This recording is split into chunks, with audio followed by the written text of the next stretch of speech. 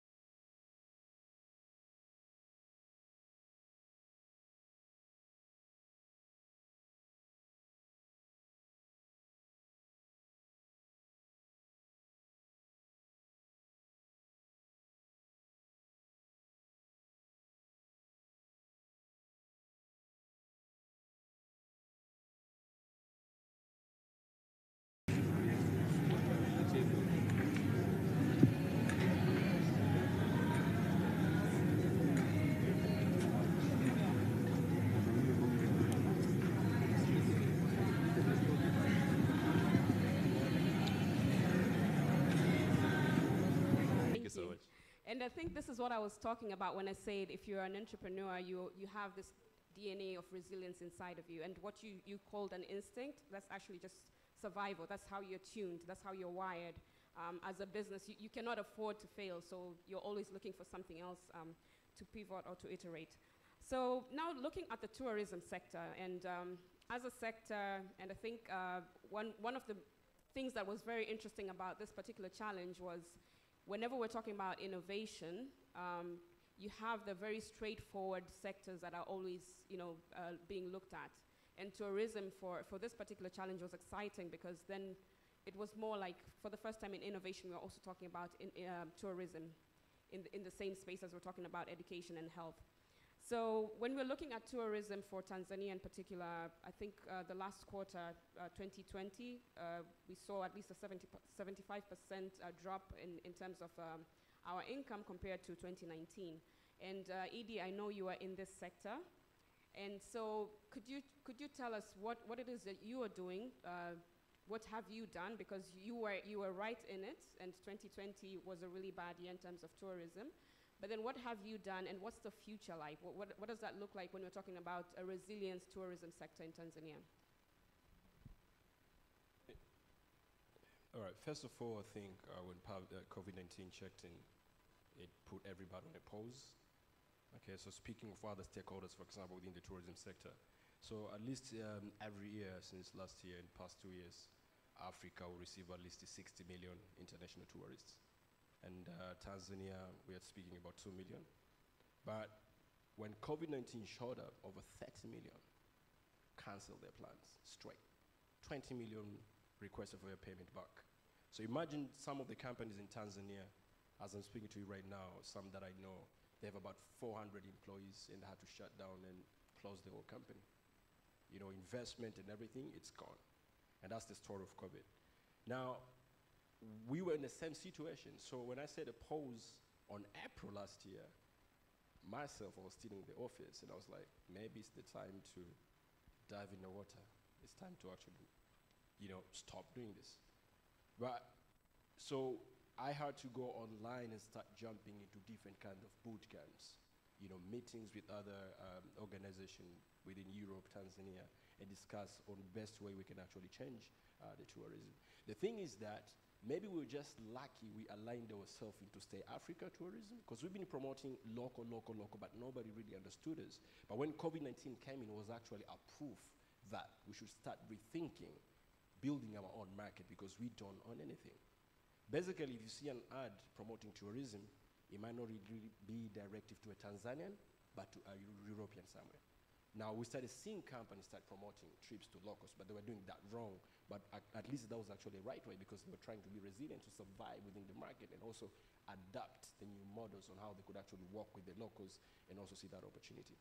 So saying that we were actually getting ready on April, we started being on those such of meetings, and then innovation, the resilience challenge came up. We're like, okay, maybe this is gonna be a pull-up or something. So we joined it.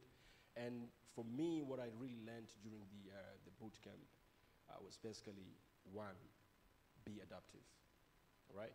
So if you were put in the middle of a war between altitude and your attitude, do not fight the altitude. So basically, do your best to actually copy and move with it. But the key point here is actually how innovative can you be? Do you apply design thinking in what you're doing? And as well as, make sure as you're moving, you can't move alone. If you move alone, you're definitely gonna fail. So for us, we believe that if also, for example, a platform like Safari World getting powered in the future, we actually also bringing up everybody else back to the normal, but with a new market kind of contribution. So the future for tourism, I'd say, should also involve the market of for Africans themselves. So intra-regional tourism in Africa would actually be a key, and it can also boost economy to the African themselves, because as I speak for now, we don't own a share of not only market, but also the financial part. Because every booking that is made within the world, Tanzania, we only receive service money and not the whole piece of the money. Yeah. Wow. I think that's also another beauty of having a platform like Innovation Week. I'm already starting to form my own conversations in my head, and I hope they will really happen between the financiers in the room. We have the tourism sector in here, and I'm optimistic of what's to come, really. Harriet, so for an innovator, I think a challenge is an opportunity, and you started perhaps just at the right time, 2019, and then 2020, boom, we have COVID. So what did that look like for Smart Class, and what's coming from Smart Class after the Resilience Challenge? You could also tell us what you did with the money that you got from the Resilience Challenge. Great, thanks, Iku.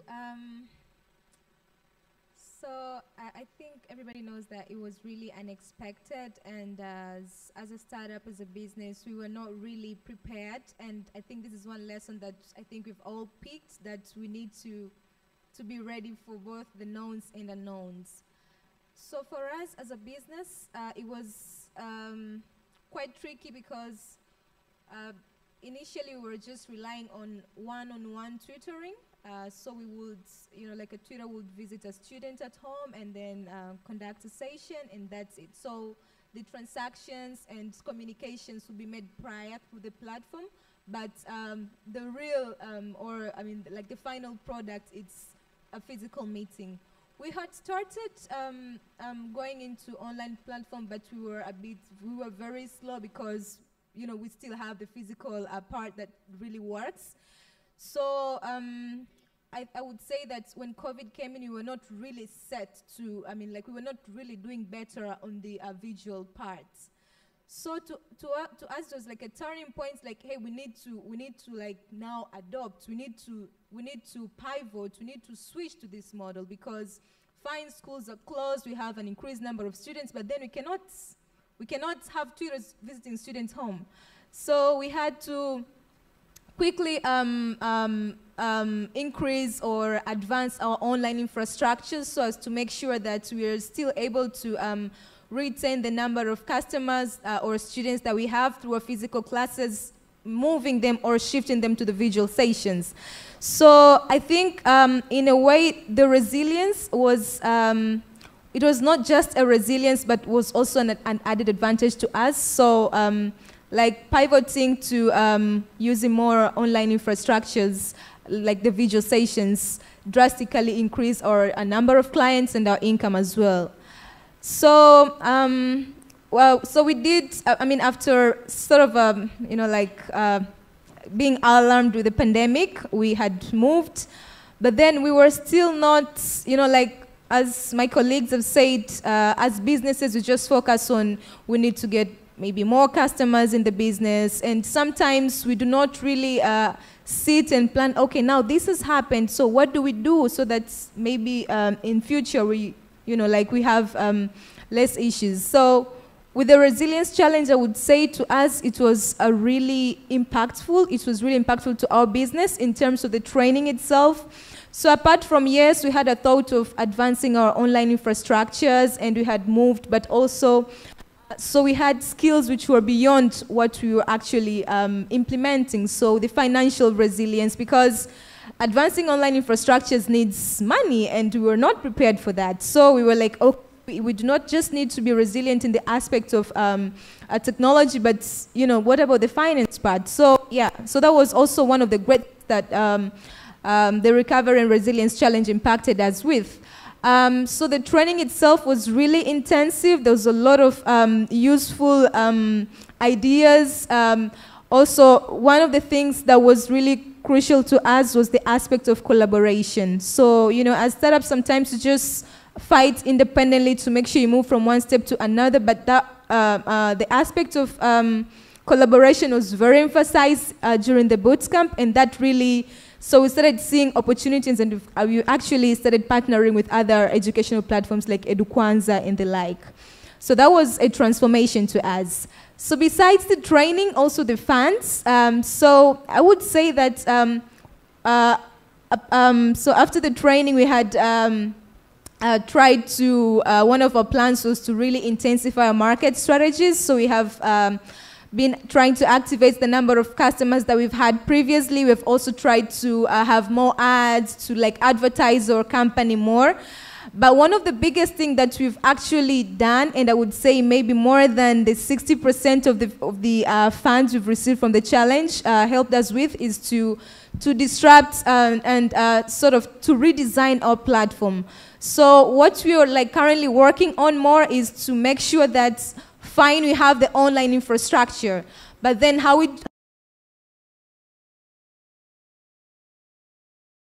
like how do we make it more attractive in a way that even the customers that we have can from just being tutored. So that's one of the biggest advantages sort of effect of the funds that we've got from the challenge.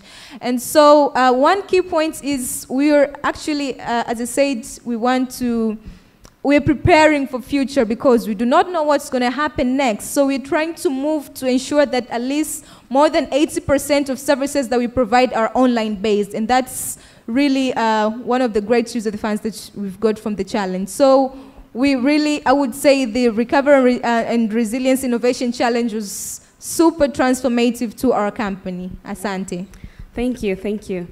Ailas, you're collecting plastic waste, and I understand you moved from collecting 600 kilos a week to collecting a ton a week, yeah?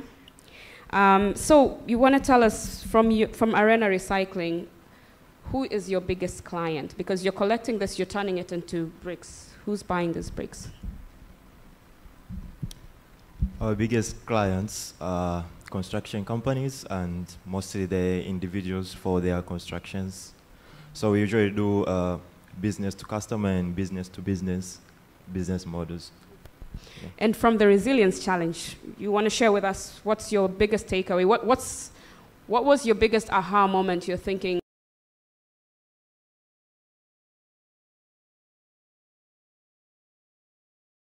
Taught us how to have the fundamental costs and consider them. Taught us that the money is the key of everything. Taught us to really focus on what's the major thing you need for a business to be running and still exist. You see, we tried to make sure that we have that customer relationship. We made sure that we have our products used by our customers, and that's what we wanted. You see, we wanted that our market to still recognize that arena recycling industry is providing bricks for their constructions. Thank you, thank you. At this point, I would allow questions from the audience, and I don't know if we have any questions from our online audience as well. We could take a few questions from the audience. Do we have a mic going around?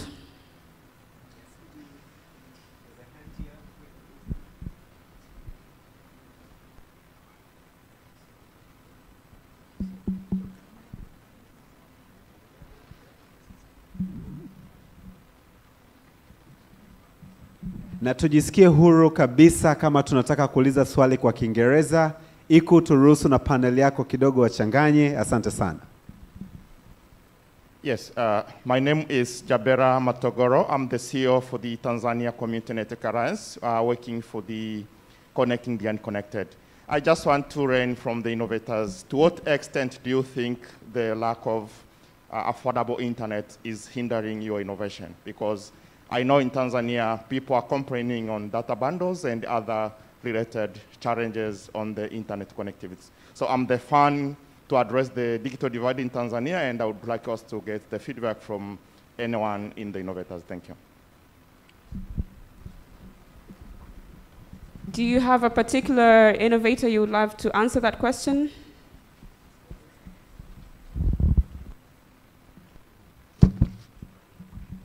Yeah, especially the one working on the smarter question. Thank you. Asante. Any other question? Do we take 2 or 3? Do I see a hand? Yes, thank you. Karibu. Your name and the question. If there's anyone specific you'd like to address the question, then mention that. Hello. One thing that I should say that if you see me standing up, just know it's going to be a question relating to security affairs. My question is, especially to Smart Class TZ, yeah, since your platform is more of online based. My question is, since the pandemic has started, a lot of ongoing attacks has been hitting either if it's startups, etc. And taking into consideration, because I went through your website, it allows users to log in into your system etc. How have you managed to manage the security aspect of your clients' data, meaning people who register into your system? And how do you make sure that the policies that you have in terms of your system are more to protect the interests of your users? Thank you.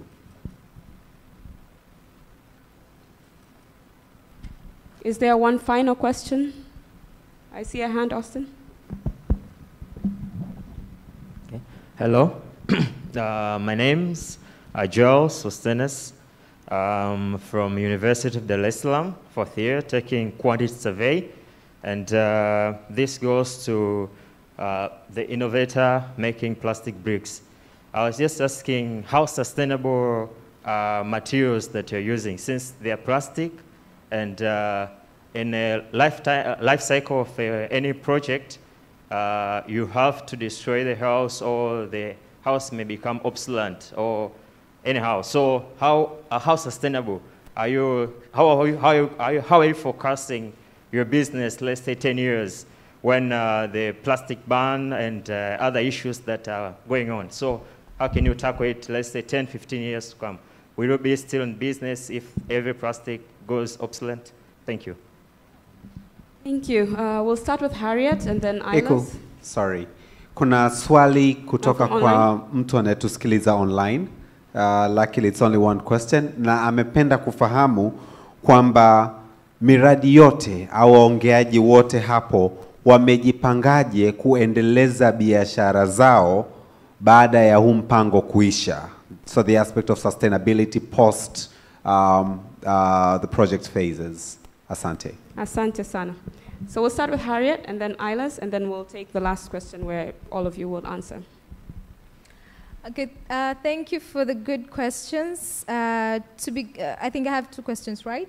Yes. So to begin with the first one, with regards to the challenges that as a country maybe we're experiencing, on internet. So we all understand that we have, some parts. Of course, the recent data, I can't remember the exact figures, but there is a very drastic increase in internet penetration in Tanzania. I think the minister spoke of it a few days ago. That's a reason as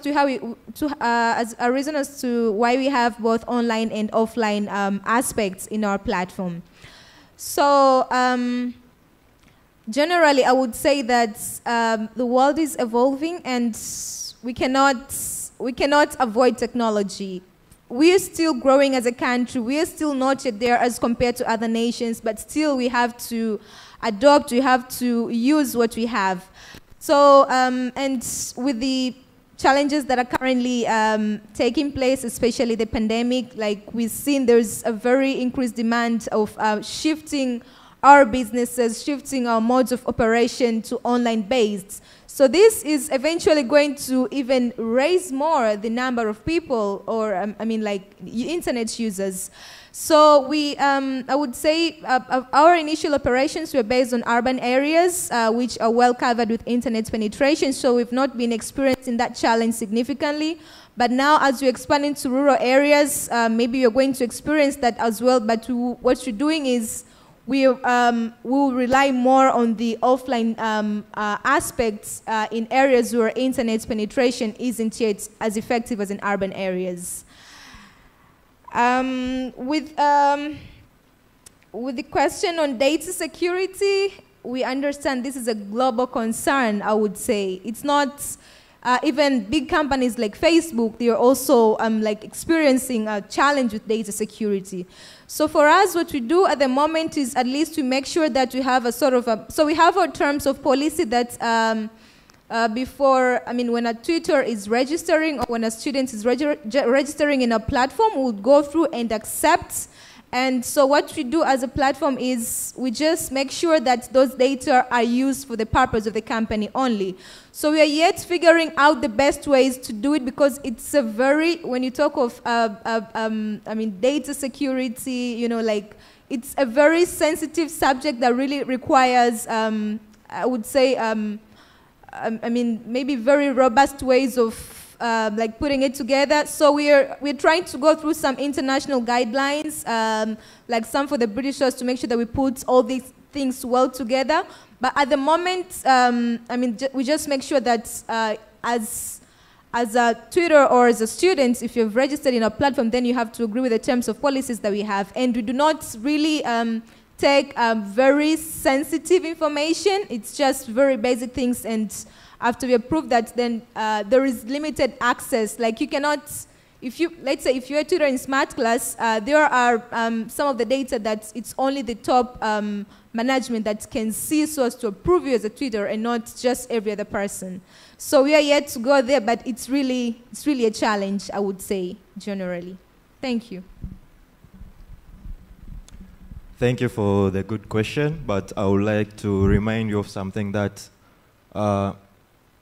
innovation is about co-creation, it's about partnership, it's about connection, it's about resilience, it's about striving to overcome every challenge that you're facing throughout your innovation. When it starts, when you innovate something, it does not mean that you finished what you wanted to create to the world, but it means you have just begun the journey towards your innovations. Plastic was an innovation to solve about packagings and carriages that can be well used and very simple to every person to use. It was also an innovation, and there was a problem to it, and everyone saw it as a solution to everything. But our use, the way we behave in the use of plastic, it turned the mind of seeing plastic as an innovation and a solution previously back as it was seen, to seeing a plastic as a challenge, as a problem that we cannot control anymore. Because no one is caring about the plastic is using and then throw away to the environment. No one cares who will come and pick it up.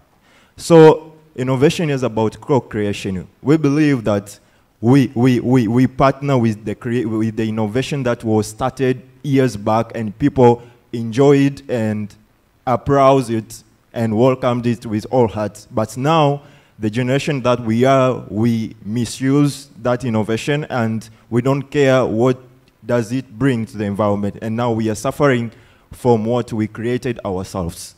So I believe arena recycling industry sustainability is very strong, because still these two both are innovations that should both coexist within our environments. If you are truly following up the campaigns of plastic, you see recycle, recover, and reuse and reduce. And now they are saying repurpose. There are people who have created boats out of plastics. There are people who have created furnitures out of plastics. And we are creating building materials out of plastic.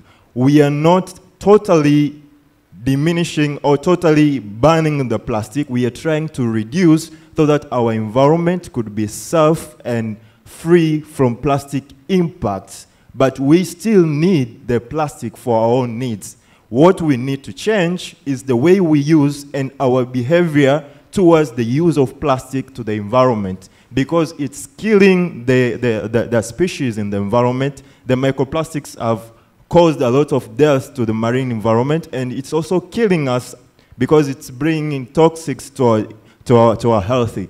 So innovation is about co-creation. It's about being resilient. It's about striving to make sure that what you innovated extend and persists and brings to the world what you need it to be.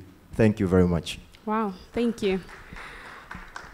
So to take the question that we got from our viewer online, mtueleze hii hela ikiisha, hizi biashara zenu zinaendeleaje?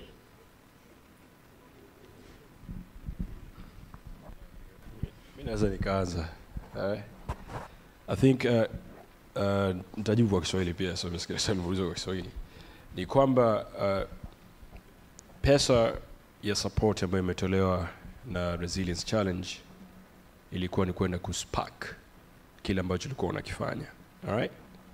Alafu cha pili, kama tumeset biashara zetu katika kutengeneza profit, maana yake tutawafikia wateja watanunua, kwa hiyo tuna uwezo wa kuendeleza biashara.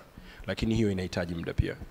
Kwa hiyo njia nyingine inaweza kwetu sisi ni kutengeneza strategic partnership, kwa sababu sio kila mali itakubidi ulipe pesa. Kuna mali kwingine utashikwa mkono, lakini una join hands na wale ambao watakusogeza kufika katika eneo ambalo utaonekana na investors as well ambao watakuja kuinvest katika biashara yako. Maana yake biashara yako itakuja kubakia endelevu. Kwa collaboration ni kitu cha kwanza. Una build up strategic partnership. Cha pili unafanya kazi na watu wengine. Cha tatu keki yako itapowekwa juu ya meza, investors wakaipenda, watataka kuchukua piece of it. Sisi tunaamini kabisa kwamba scalability ipo na tuna uwezo wa kuendeleza biashara zetu baada ya hapa. Asante. Okay, kia Safari Wallet ikiwekwa hapa sasa hivi watu wanakuja kukata kula. Au watu ni investors, ndio? Yes. Kwa hiyo bado ipo Safari Wallet. Ipo kabisa, keki ipo wazi. Anybody else anataka kujibu swali hili? So kwa upande wetu sisi, I think ile program yenyewe ya bootcamp, ile bootcamp ambayo tulifanya ya recovery and the resilience, sawa. The purpose ilikuwa ni kutusaidia to be more resilient and sustainable in future. So baada ya kupitia training and then kupata ile grant funds, so sisi tulichofanya tuliangalia ni sehemu gani tukiweka hii pesa itatusaidia baada ya program kuisha kuendelea kuwa kwenye biashara, lakini pia kuendelea kuendeleza kile ambacho tulikuwa tumekianzisha, ambacho ni kwa mfano home deliveries. So sisi tumenunua pikipiki, lakini pia tumefanya integration na WhatsApp, tumefanya integration na different payment gateways kwenye system yetu, tuna online ordering platform. So all of this is a way ya kutusaidia sisi kuwa sustainable in future, ku attract more customers, na tunategemea tumeshaanza na tayari tuna generate income kupitia hizo platforms, na tunaingiza hela kupitia hizo platforms. That way we can keep our businesses going, lakini pia kuweza kujiandaa na kama itatokea any other similar challenge in future. So for us, being sustainable is from sales that we get from our customers, and also the investment that we have kept. We believe we attract more, like my partner said, we attract more investors, as well as other partners that we can collaborate and work together in future. Asante sana. In the interest of time, Austin, do we have another question from our online viewers? Hapana, none that I know of. Okay. Moja tu iliyokuwa inafanana na ile, lakini tutaiacha. Okay. Tuache wabunifu wetu wakifikiria ni kwamba kuna kesho. Yes. Wamejipangaje kwa kesho? Kama hawata kuwepo, hii miradi itapotea au itaendelea? Inaendana na ile swali lilouliza la kwanza kwamba baada ya hii funding, na mtu mmoja akasema kule nyuma turudie tena shindano. Lakini kiongozi amejitahidi kujibu kidogo vizuri. Kaweka na siasa kidogo, ameweka na siasa kidogo kwamba tunawafikia wateja, na ndio mtazamo unavyotakiwa kuwa. Yani lazima ufikirie kwamba leo nimepata hii, lakini kesho itakuwaje? Hii ikikatika lazima tujipange, tunajipangaje? Lakini sasa hiyo fedha ikikatika, wewe ukikatika. Nafikiri kitu kizuri zaidi kuhusiana na hii challenge ni kwamba pia ilikuwa inaangalia biashara ambazo tayari zipo. Yani walikuwa na mipango yao. Yani imekuja tu kama vile by the way kukawa kuna hii challenge. Yani isingekuwepo hii challenge pia bado tunatarajia kwamba Kilimo Fresh, Safari Wallet, Smart Class, Arena Recycling na wengine waliokuwepo katika hii challenge bado wangeendelea kuwepo. Pengine wangekuwa na suasua zaidi kidogo, lakini hii ni kwamba imekuja imewapa boost na mnaendelea. Ni tofauti na kwamba angekuwa napewa mtu yule anafanya kitu mara ya kwanza kabisa. Pengine ndio tungekuwa na hiyo hofu. Sasa kwa kumalizia, Innovation Week imeleta vijana wengi sana ambao wanatamani au wako tayari katika mchakato wa kuingia kwenye ujasiriamali na kuwa wabunifu, na pengine wapo ambao wanatuangalia sasa hivi online. Mimi ningependa muwape ushauri. Lakini ushauri huu tuangalie ni kitu gani vile vyote unavyovijua sasa hivi, unavyovijua mpaka sasa. Ungepata nafasi ya kujiangalia wewe Baraka wakati unaanza 2019 au it is even more interesting sababu umeanza na wazo mwaka 2014 lakini you came to execute mwaka 2018. What would you tell yourself? Yani ungekuwa ndo unajua vyote unavyovijua mpaka sasa hivi, ungejiambia nini yule yani yule wewe ambaye kabla tu hajaanza hii biashara. Unaweza tukaanza na Ilas. Wow.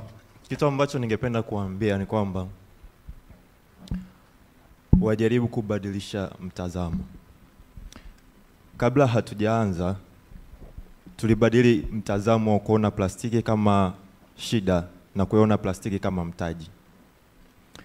Unapokuwa na mtazamo hasi siku zote huwezi ukaleta kitu cha tofauti kwenye mazingira ambayo yanakuzunguka. Kama kila mmoja akilalamika na kusema COVID-19 is a crisis, kuna mwingine anayeona COVID-19 as an opportunity. Ninachosema ni kwamba unapobadilisha mtazamo kwenye kitu ambacho wakati watu 1000 wanaona kitu wewe unatakiwa uangalie kitu ambacho tofauti na kile ambacho wengine wanakiona. Alafu ujaribu kupambana kuonyesha kabisa kwamba ninachokisema ni hichi. Yani you have to have that dream and then you have to make your dream come true. Okay. Thank you. Asante. Karibu Harriet. Okay, asante. So kama alivyosema Arena Recycling kwamba first kuona challenge kama an opportunity.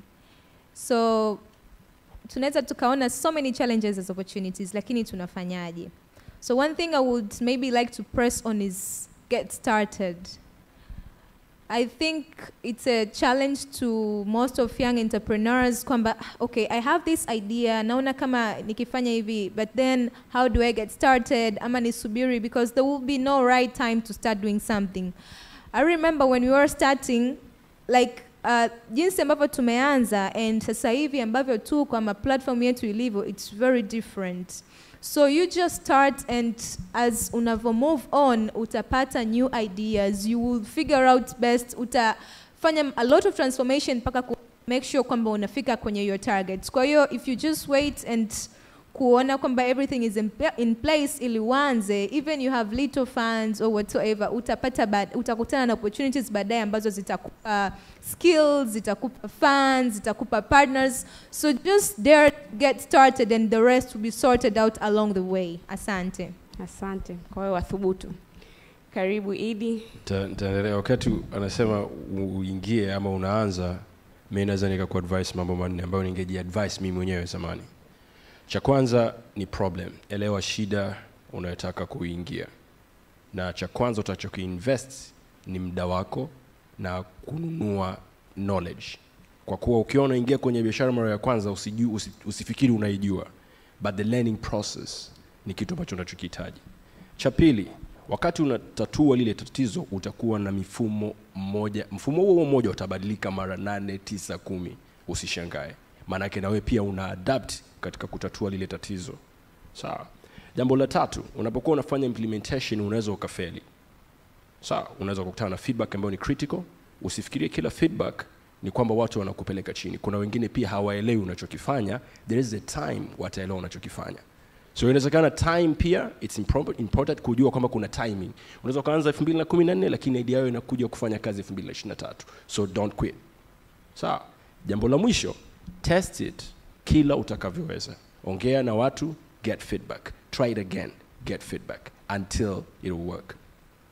Asante. Asante mchakato. Karibu Baraka. Asante sana. So for me, I would tell my younger self, or maybe advice to small entrepreneurs is, first of all, to be bold and to think big, because when you start, you're called a startup, and you think yourself that you're kind of a small business. But then when you go to the market, there is no small business. So there's only business, and you have to fight with the big sharks sometimes. If you think small, you won't be able to take on big opportunities as well. And also, we should get rid of this entitlement that we deserve everything for free, because we're going to pay for everything eventually, and it's that mindset that keeps us growing very slow. So the moment you think of yourself that I'm doing business, of course I'm a startup, but I'm doing business and I have to get somewhere, you have your own milestone, then you are already on the way to get where you want to go. How you do anything is how you do everything. So if you start doing the right thing, since when you're a small company, you keep on that way and you grow very fast as compared to other startups. Wow. Asante sana. Asanteni sana our lovely audience na wote ambao mmekuwa mmetujoin online pia tunashukuru. And that is a wrap from us from this panel discussion. Asanteni sana. Kilimo Fresh, Safari Wallet, Smart Class, Arena Recycling. Thank you Asante so much. sana Iku Lazaro and the entire panel. Jamani, tuwapigie makofi tena ya mwisho akiwa wanashuka. Tumejifunza mengi. Kama wewe ni mjasiriamali kijana au ni mjasiriamali, kuna vitu, kuna manondo ambayo tumepata. Kitu kikubwa tumeambiwa, have courage, anza, usisubiri na ujipatie ruhusa ya kujifunza. Vitu vikiwa vinabadilika, usiogope, jua kwamba unakuwa na biashara yako pia inakuwa. Austin. Na kwa kuongezea tu, hapo uliposema usiogope, unakuwa na biashara yako inakuwa, ni kitu ambacho kimenivutia sana kwa hawa vijana. Sijui kama kuna hata mmoja amefika miaka 25, lakini ni hali yao ya uthubutu, that daring spirit that they have. And ladies and gentlemen, be reminded these are just 4 out of the 11 recipients wa hiyo seed fund ambayo wamepata. Kwa hiyo wamekuja kuwakilisha projects nyingine 11. Kwa hiyo tunaona ni jinsi gani Tanzania tunaenda kuwa a very digital, na jinsi gani tuko katika digital economy. Na kulikuwa watu 300 wali apply. Na katika hao watu 300 hizo projects zote zina run. Hiko ilikuwa ni kigezo kimoja. Absolutely. Kwa hiyo tuko sambamba kabisa tunavyosema kwamba tunaenda katika uchumi wa kidijitali. Kalila. Absolutely. Tanzania tunapamba moto. Napenda kunukuu maneno ya rafiki yangu mmoja, mkubwa wa shirika la kazi Tanzania, ILO, aliwahi kuniambia kwamba Austin, unajua hii dunia tumeikopa. We've borrowed this world from the future generation. Nimependa sana moja ya projects ambazo vijana wameongelea kwenye recycling plastic. Unajua plastic mpaka kuja kudissolve completely inachukua miaka 800. Kwa hiyo sisi ambao tuna tabia za unakunywa maji unatupa chupa kiholela, miaka 800 ijayo sijui ni vizazi vingapi watakuja kupata shida ya hiyo chupa. Kwa hiyo lazima tunapoona initiatives za vijana kama hawa tuwa support. Kalila, uko kwenye msingi sasa hivi wa nyumba yako, nunua bricks za plastic ili tupunguze ghasia za plastic katika jamii zetu. Lakini pia nimependa, cha mwisho nimependa vijana uthubutu wao kwamba if there's anyone that you can ever compete with is yourself. Kabisa. Wote nadhani wameisema hiyo wazi kabisa, na basi naomba tuwapigie makofi once more kwa all the great work that you do for yourself, but in return for this great nation. Ladies and gentlemen, tuliongea muda sio mrefu, aliongea Innocent Malia ambaye ni General Manager wa Seed Space, lakini pia tukamkaribisha dada Iku na panel yake. Wamefanya vitu vikubwa sana, na sasa nina heshima kubwa sana kumkaribisha Faraja Kota Nyalandu ambaye ni CEO wa Shule Direct na Ndoto Hub. Wakati Faraja anakuja on stage, naomba tumpigie makofi mengi sana kwanza. Safi sana Faraja. Faraja ni mwanasheria by profession. So she's a lawyer by profession. Na she's a technology and innovation enthusiast, a young global leader, na hii title amepewa na World Economic Forum. Yeye anakuja kutuambia highlights na insight kutoka kwenye hii project au kutoka kwenye innovation challenge ambayo vijana tumewasikia wamekuja kuwakilisha wenzao. Ladies and gentlemen, once again a big round of applause to Faraja Kota Nyalandu. Karibu.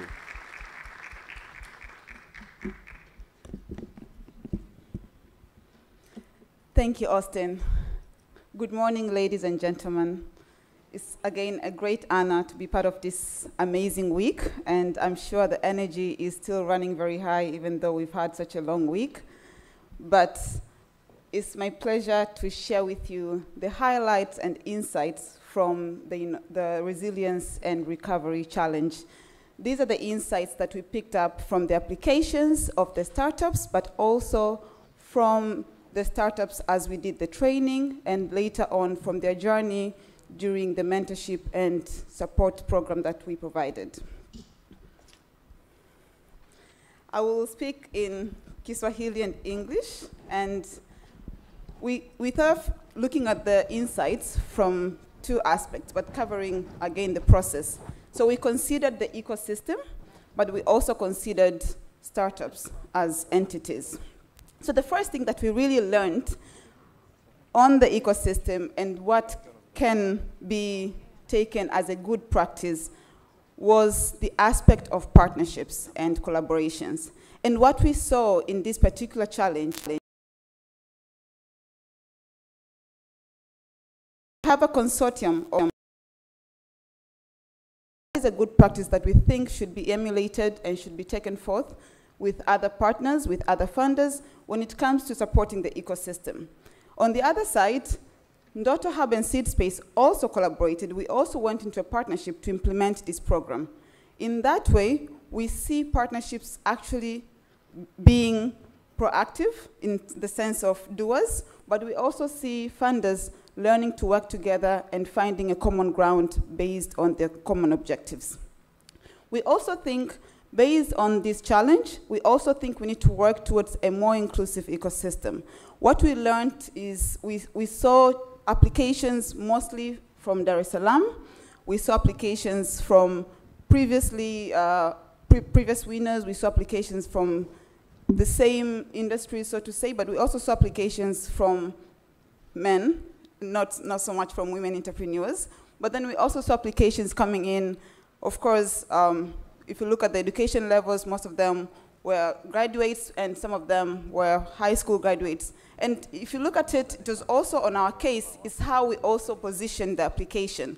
It was a digital application, but it was also in English. We also learned that we have to be more inclusive in terms of how do we reach the entrepreneurs, how do we reach industries that, if you look at the grand scheme of things, are not necessarily integrated, they're not necessarily included.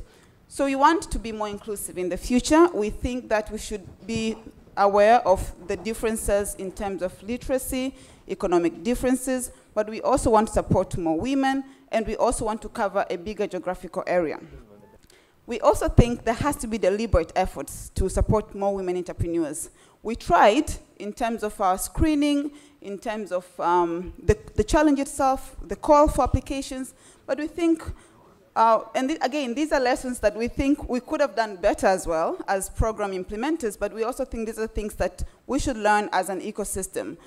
There has to be considerable deliberate efforts to support more women entrepreneurs. And again, it takes a whole range of different things, from the call itself, from the industries that are supposed to be applying to the call, from the screening process, from the application, but then again, also from the program design and the program support available.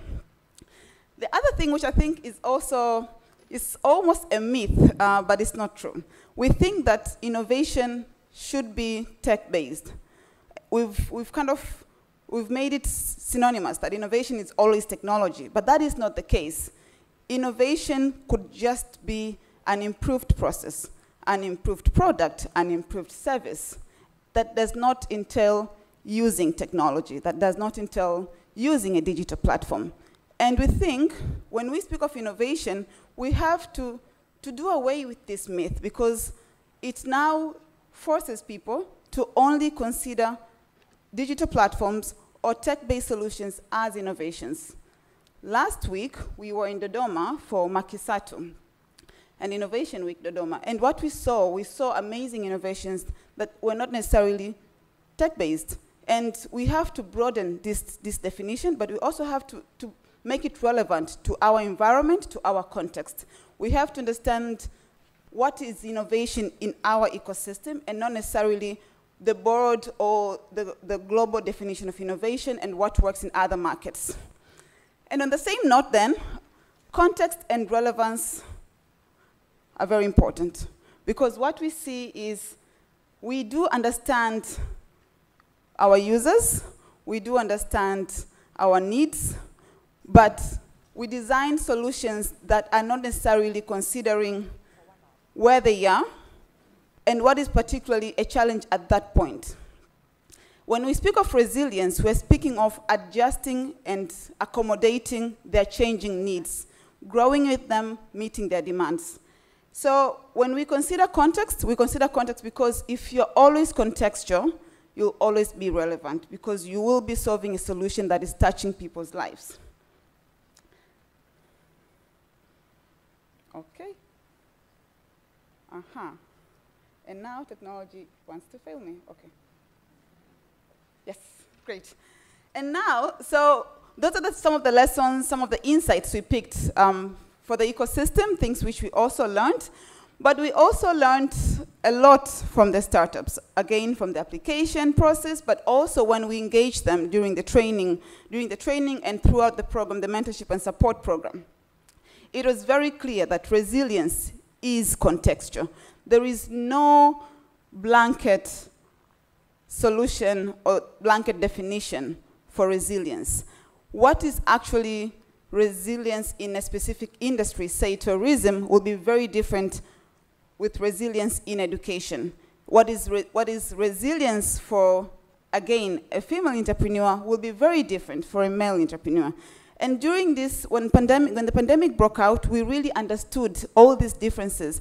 And we came to learn we cannot interpret people's journeys, entrepreneurship, solutions in the same way for everyone. They have to be very contextualized. They have to be very contextualized, and we have to take time to understand individuals and enterprises in their own sense, and not necessarily assuming or taking other information or other insights from another enterprise and wishing to apply it to another one. And again, in the same note, we really believe that startups have to be human-centric. As I said earlier, the moment you're human-centric, it really means you will be growing and adapting to the ever-changing needs of an enterprise, of your user, but also of the demands of your ecosystem. And in that way, it means you have to adapt this, not necessarily when a pandemic breaks out. You just have to learn to be human-centric as a way of life. It's something which you should just live with it, so your entire enterprise design, your solution, how you engage with the market should be human-centric. It should not wait until a challenge breaks out, and that is when we seek to engage, we seek to understand more about our users. We also learned the role of value and supply chain. We think it's very important for startups to understand, instead of starting afresh, to really leverage existing infrastructures, existing supply and value chains. And what it means is that, so let's say you have a tech solution, you can actually seek to work with an MNO and leverage their infrastructure, leverage their data, leverage their operations to actually make your solution leapfrog, but also reach more people. And we think when it comes to resilience, it really is about finding what works and learning to collaborate in a way that it lessens your workload, but it also supports the other person to fulfill what they also intend, so finding that common ground. We also think it's okay to fail, so long as you're failing fast and you're failing forward. Innovation is about trying, testing, iterating, pivoting. And it's okay to try things out. It may not work out, but you'll pick some lessons. You take these lessons, you take them fast. I think the problem is we become so obsessed with our ideas, with our solutions, and we do not want to adapt as fast enough. And I think it's very important for us to also understand an idea has a life of its own, separate from an entrepreneur, and that life of its own, again, as any other life, will struggle, might die, but you pick what's best out of it, and you move forward. We also thought, and it's something which was very critical when it came to the lessons, startups have to define, to monitor, and evaluate their returns. It should not come as an accident that we're doing this enterprise and we do not know how many households we are supporting. So let's say maybe you have an enterprise like Food Sasa, or let's say an enterprise like Arena Recycling. It should not be a factor that is not clear. And I think when it comes to definitions, we do not understand what success is in terms of an enterprise, but what success is in terms of an entrepreneur. We have to make our own definitions of that success, but we also have to be willing to track it, to monitor, to understand what is changing, what is the impact, what is my return, and to understand how are we placed in the entire ecosystem as a startup. It was very important as well when you looked at the startups that we worked with, for them to also understand their social returns. Most of them, of course, focus on the financial returns. They focused on how much money they're making, how much investment they're attracting. But we felt it was very important for them to also consider the impact they were making, the social returns they were gathering, and how they're actually making a collaborative impact with other people in the ecosystem. And again, we want them to not be an island. We think startups and enterprises, and again, the entire ecosystem, we have that silo syndrome where we want to work in our own pockets, we want to work covered in our own cocoon, and we want them to learn to collaborate with other people. We want them to learn to engage other people and find people who can actually help them to achieve their goals. And we think when we look at the silo syndrome, it's mostly because success, again, has to have an attribution, and we want that attribution to be mine or to be based on my enterprise. But we think together we can achieve so much more than being in pockets or being in silos and being competitions or competitive and not necessarily wishing to complement each other. So it was a strong lesson. But the other thing which was really a strong insight for us was startups and entrepreneurs want support. The question is always, who gives them the support, where can they get the support, and how can they be supported? It was very clear that as much as support is there, there was a disconnect between existing support and where the entrepreneurs are and how the enterprises were structured. It was very hard for them to also know which kind of support they should get, what kind of support they need. And then there's also a clear disconnect on the side now of, let's say, incubators or accelerators and the entire ecosystem to understand how best can I support this enterprise. And again, because every enterprise is very personal, it's very individualized in terms of the entrepreneur, in terms of the enterprise itself. So there's a clear disconnect. And when we spoke to the startups, it was very clear that they would wish to be supported. They would wish to engage. They just did not understand how best to do that. So there has to be deliberate communication in terms of what we can provide in the ecosystem to support entrepreneurs, to support startups. It has to be very clear how we can also reach the ones we've left behind, entrepreneurs with disabilities, female entrepreneurs, regions where are not covered, and enterprises not necessarily in our common industries or enterprises that are not necessarily tech-based. And I think when you look at the majority of the enterprises in Tanzania, it's very clear that most of them, especially startups and young people, most of them will not be in technology. So how do we start bringing them to the ecosystem? How do we now open up our doors to allow more people from industries that are not necessarily traditional innovation industries to also come in and also be part of this ecosystem, but to also meet them where they are in terms of their journeys, in terms of their challenges, but also in terms of the opportunities that can be provided to them. So thank you so much. And for us, the biggest thing is we have to work together. And it is very clear that was the biggest lesson, the biggest insight from this challenge, the potential, the growth that can come out of partnerships and collaborations. And for that reason, I would like to thank all the partners that supported us, that supported this challenge. It was really good because we really learned so much from these startups, and we really hope to work together again with Seed Space, but also with the partners, and we look forward to a great innovation year until the next Innovation Week, and hopefully to more resilience challenges. Thank you so much. A hand of applause. We have to work together. Asante sana Faraja. Kabisa, kabisa. Inabidi tufanye kazi kwa pamoja. Hongera sana Faraja and the team for the job well done. Hongera pia to all the entrepreneurs, wale walio-apply, wale waliochaguliwa, wale waliopitia mchakato mzito. The 11, congratulations DJ White. Tuendelee kidogo, hapa tuna mchakato mwingine.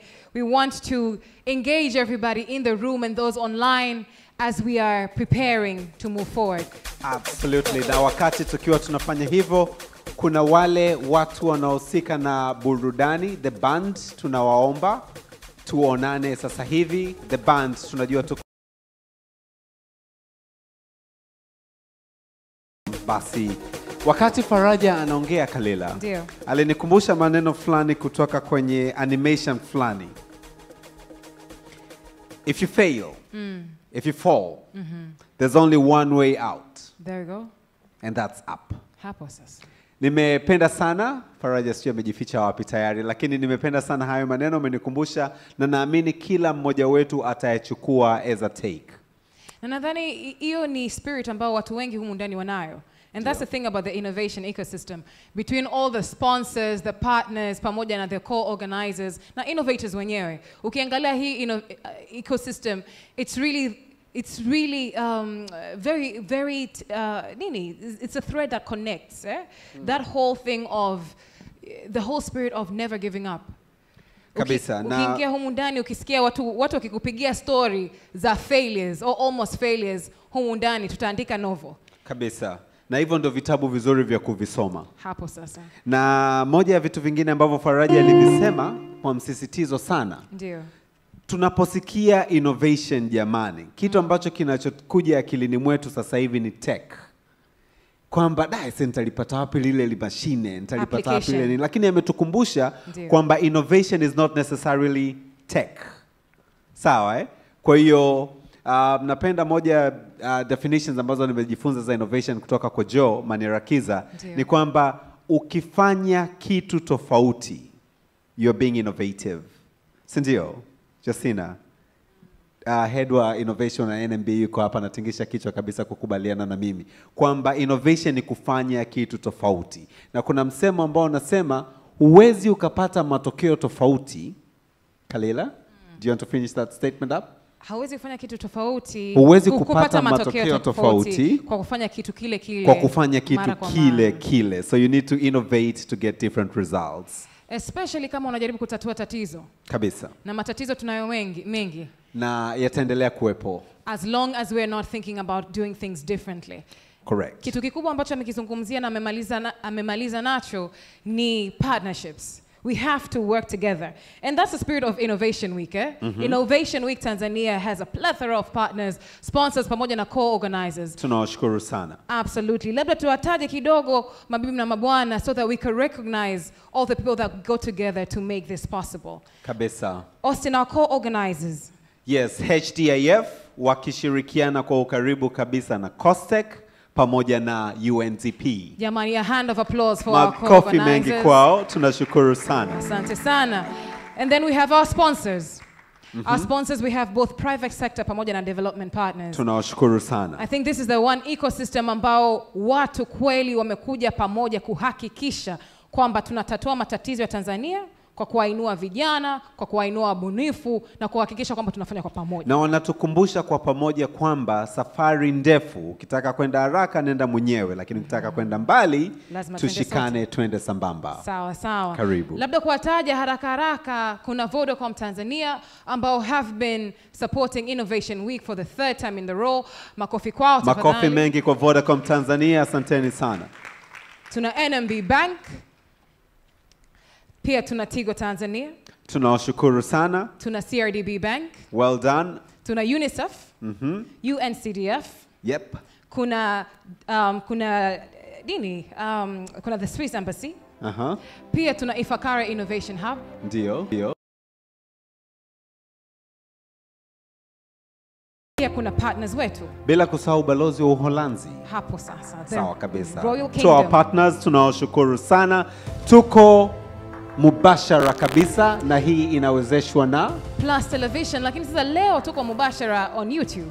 Okay. Plus Television leo hawaturushi live, lakini walifanya hilo jambo tulivyokuwa tuna launch, na pia tumekuwa pamoja Innovation Week nzima, sio? Lakini pia tunawashukuru kwa Ndio. kuwa partners wa Innovation Week Tanzania Absolutely. 2021. Na pia bila kuwasahau The Citizen. The Citizen, it's the content that counts. It's the content Aha. that counts. Makofi jamani, mabibi na mabwana, kwa all the Makofi mengi partners. kwenu, asanteni sana. Nadhani we would be amiss if we do not recognize some of the most important partners pia. Kabisa. Ni wale waliokaa humu ndani. Aha. Kila mtu aliochukua muda wake kulamba, maana watu wamependeza, kupendeza, and to make sure they're part of this conversation. Na hii shughuli isingekuwa ya mafanikio kama nyinyi msingekuwepo hapa wiki hii nzima ya In all the regions. tunawatambua pia wale ambao wanatufuata sambamba kupitia online. Tumia bundle yako ku make sure kwamba you are part of this conversation online kwenye Zoom pamoja na YouTube. Lakini pia mdau mkubwa sana tumemsahau. Labda umemtaja lakini mimi sikumsikia. Inawezekana nimemsahau. Serikali. Hapo sasa. Kuanzia mwanzo tumekuwa na wizara. Ndiyo. Na muda wowote sasa hivi mheshimiwa mgeni wetu rasmi atajumuika nasi. Ndiyo. Kwa hiyo tuishukuru serikali kwa kutambua mchango wa ubunifu Tanzania. Lakini sio tu mchango wa ubunifu, Ndiyo. kutambua mchango wa wadau ambao wana support ubunifu Tanzania. Pia kulikuwa kuna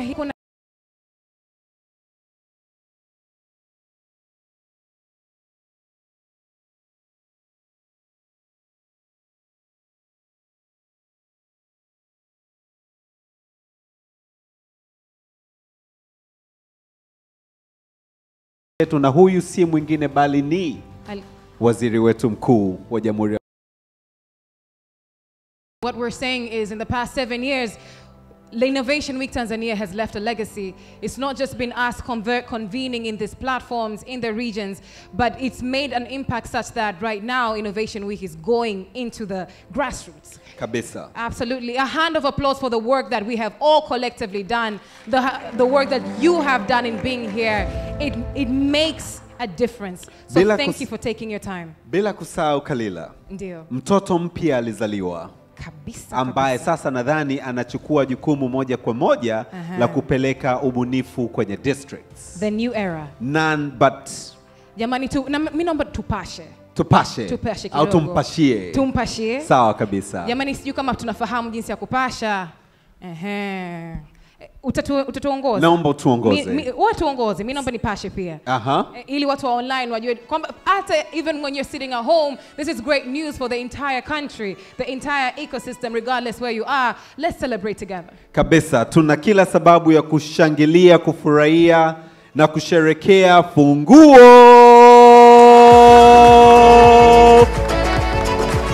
Yeah. Tunapongeza sana jitihada zote. Awesome.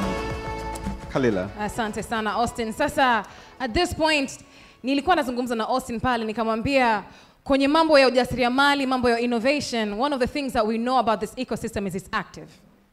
Most of the times hata ukiingia kwenye ofisi zetu sio wengi hapa ambao unakuta unakaa kuanzia asubuhi mpaka jioni. Many of us are standing. We stand, we move around. That is the nature of this ecosystem. Kabisa. Movement. Na ndio maana ukiangalia wabunifu wengi bado ni vijana wadogo. Na hata kama umri umeenda unakuta bado anaonekana mpambanaji. Manake hapa mwenyewe ulisema kwamba inawezekana panelists wetu hawajafika miaka 25, lakini mimi naweza kukuhakikishia wengi wao wamepita. Haiwezekani. Umeona sasa.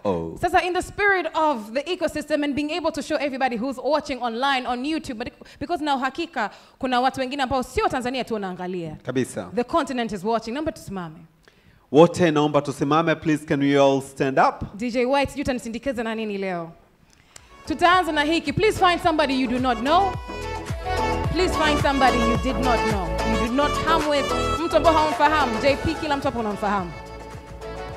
Sasa inamaanisha inabidi usogee, you might need to move kidogo. If you need to move, just walk around. This is the nature of Innovation Week Tanzania. We convene, we network, we meet new people. Walk. Pale nadhani kutoka asubuhi mmekaa pamoja. Tusubiri. Josina hapa unadanganya. Haya mashati hapa yange break, manake wote mtakuwa mnafahamiana pale. Simon, karibu sana. Feel free to jump onto the other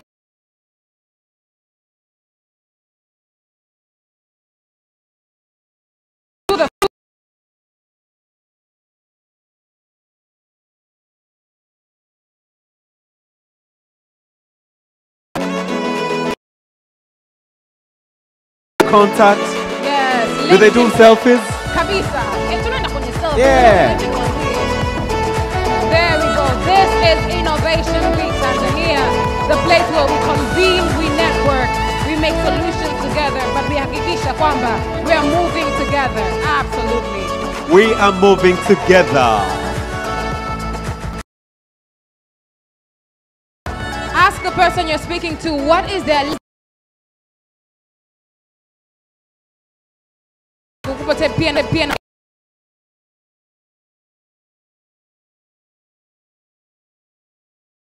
kabisa.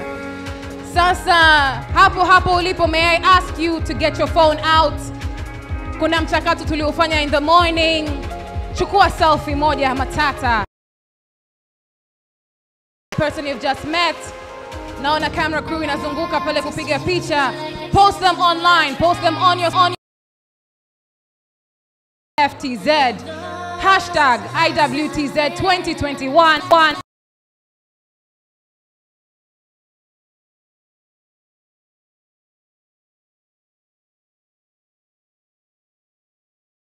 That's a beautiful picture. Corinne, lovely.